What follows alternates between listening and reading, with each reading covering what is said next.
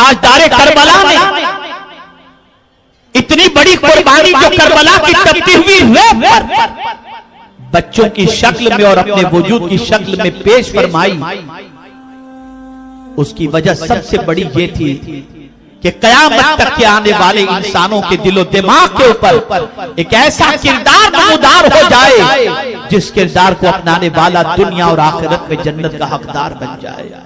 आप देखें, इमाम हुसैन के पड़ोस में एक यहूदी रहता था, ताजदारे करबला के घर में कचरा फेंका करता था। इमाम हुसैन सब्र इस्तिकामत के पैकर बने हुए थे। एक रोज यहूदी की बीवी ने अपने शौहर से कहा, बड़ा जालिम है तू, ये मोहम्मद सल्लल्लाहु अलैहि वसल्लम के नवासे हुसैन तुझे कुछ नहीं कहते और तू रोजाना उनके घर में कचरा फेंका करता है। जाओ जाकर के हुसैन से माफी मांगो। वो आया, दरवाजे इमाम हुसैन पर दस्तक देता है। ताजदारे करबला ने दरवाजा खोला, निगाहों के सामने यहूदी को देखा तो पूछा कैसे आना हुआ? कहा हुसैन माफी मांगने आया। किस चीज की माफी मांगने आया? रोजाना बिला वजह जो तुम्हारे घर में मैं कचरा फेंक दिया करता था, मुझे माफ कर दो, मेरी इस गलती को दरगुजर कर दो। इमाम हुसैन ने उसको फरमाया, जब मैं भी माफ करता हूं, मेरा मौला भी तुझे माफ कर दे। उसकी सोच दूसरी थी, मेंटेलिटी दूसरी थी कि माफी मांगने जाऊंगा तो मुझे कुछ दो बातें सुनाएंगे, लेकिन खिलाफे तवक्को इमाम हुसैन का जवाब सुनकर वो महवे हैरत हुआ और अर्ज करता है, हुसैन मैं तुमसे एक सवाल पूछना चाहता हूं। इमाम ने फरमाया बताओ।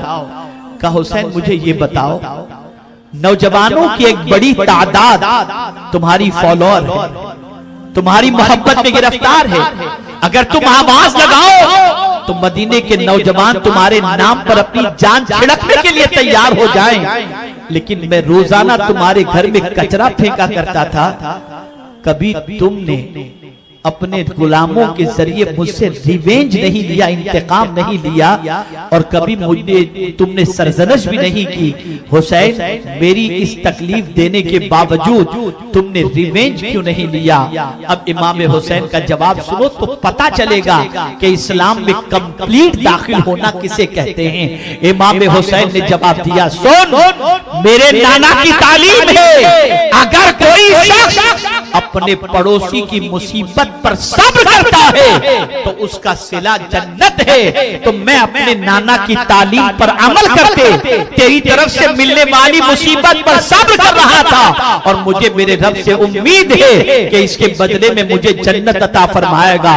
उसने जब ये जवाब सुना, इमाम हुसैन का दामन पकड़ लिया और अर्ज करता है, हुसैन जब नवासे का किरदार ऐसा है तो तुम्हारे नाना का किरदार कितना अजीम होगा।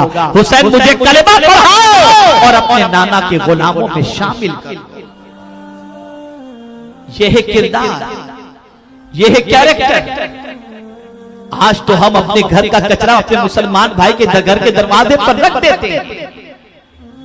आज कौन सा मुसलमान पड़ोसी ऐसा है जो दूसरे मुसलमान पड़ोसी से तकलीफ के अंदर गिरफ्तार न हो? हुसैनी किरदार को अपनाओ। इमाम हुसैन कंप्लीट इस्लाम अपने वजूद से पेश किया।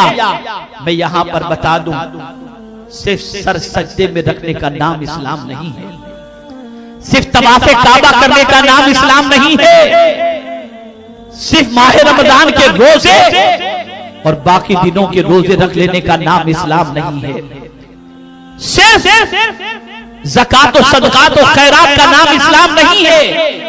कुरान कहता है, या अय्युहल्लज़ीना आमनू दुखुलू फिस्सिल्मि काफ़ा, ऐ ईमान वालों इस्लाम में पूरे पूरे दाखिल हो जाओ। मरीज की इयादत करने का नाम भी इस्लाम है, पड़ोसी का हक अदा करने का नाम भी इस्लाम है, सखावत का नाम भी इस्लाम है, छोटों पर शफकत करने का नाम भी इस्लाम है, बड़ों का एहतराम करने का नाम भी इस्लाम है, तिलावत कुरान का नाम भी इस्लाम है, सादगी में जिंदगी गुजारने का नाम भी इस्लाम है, तकब्बुर से दूर रहने का नाम भी इस्लाम है, और सबसे बड़ी चीज ये है कि बुलंदों बाला मकाम पर पहुंचने के बावजूद आजिज़ी और इंकिसारी में जिंदगी गुजारना, इसका नाम भी इस्लाम है।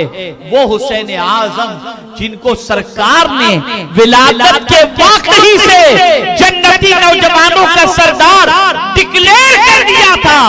उस हुसैन की पूरी जिंदगी आजिज़ी में गुजरती हुई नजर आ रही है। तो इमाम हुसैन रज़ी अल्लाह तआला अन्हु ने जो कुर्बानी पेश फरमाई, उस कुर्बानी का सबसे बड़ा मकसद ये था कि एक अजीम पैगाम कयामत तक के आने वाले मुसलमानों को दिया जाए।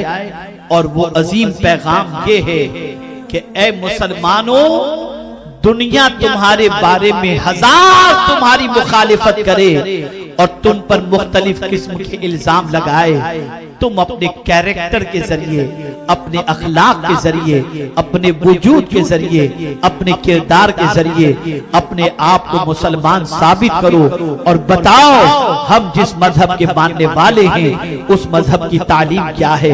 आज बड़े अफसोस के साथ कहना पड़ता है कि आज हमारे वजूद से इस्लाम का हुस्न बेनकाब नहीं होता, आज हमारे वजूद से इस्लाम की सच्चाई उभरती नहीं दिखाई देती, आज हमारे वजूद से इस्लाम की खूबियां लोगों के सामने जाहिर होती नजर नहीं आती। जब तक के मुसलमान कंप्लीट मुसलमान नहीं बनेगा, उस वक्त तक इस मुसलमान की वजह से इस्लाम का हसीन चेहरा दुनिया के सामने बेनकाब नहीं होगा। मैं आपसे पूछना चाहता हूं, जिस बदकिरदार यजीद के बदकिरदारी को मिटाने के लिए इमाम हुसैन ने सब कुछ लुटा दिया, आज इमाम हुसैन के मानने वाले इमाम हुसैन के किरदार को कितना अपना रहे हैं, कितना निभा रहे हैं, कितना उसके लिए अपनी जिंदगी को खर्च कर रहे हैं और कितना अपने नफ्स से जंग कर रहे हैं।